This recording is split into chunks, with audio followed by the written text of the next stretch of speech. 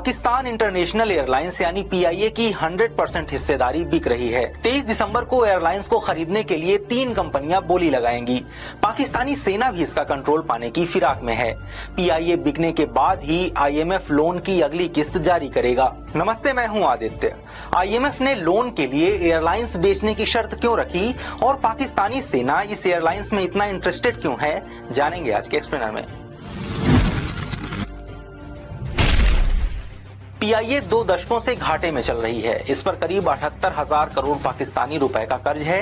2020 में कराची में हुए प्लेन क्रैश के बाद एयरलाइंस की छवि को और ज्यादा झटका लगा। हादसे में 96 लोगों की जान गई थी। जांच में सामने आया कि पीआईए के 260 से ज्यादा पायलट के पास फर्जी लाइसेंस है। यूरोप और अमेरिका ने पीआईए की उड़ानों पर बैन भी लगा दिया। ये रूट एयरलाइंस को सबसे ज्यादा प्रॉफिट कमाकर देती थी, इसलिए बैन लगने से घाटा और बढ़ने लगा। हालांकि पाकिस्तानी मीडिया रिपोर्ट्स की माने तो सरकार आईएमएफ के लोन की शर्तों के चलते पीआईए को बेच रही है। 2023 में पाकिस्तान आर्थिक कंगाली की कगार पर खड़ा था। तब पाकिस्तान सरकार ने अर्थव्यवस्था को बचाने के लिए आईएमएफ से बेल आउट यानी कर्ज की मांग की। आईएमएफ पैसे देने को तो मान गया, लेकिन सरकार के सामने 64 शर्तें रख दी।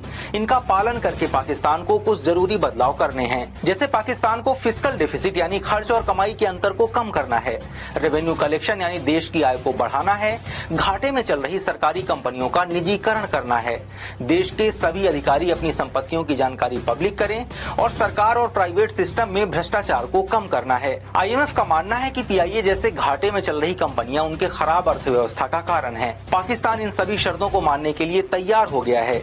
इसके बाद ही आईएमएफ ने किश्तों में $7 अरब यानी करीब 63,000 करोड़ रुपए का कर्ज मंजूर किया।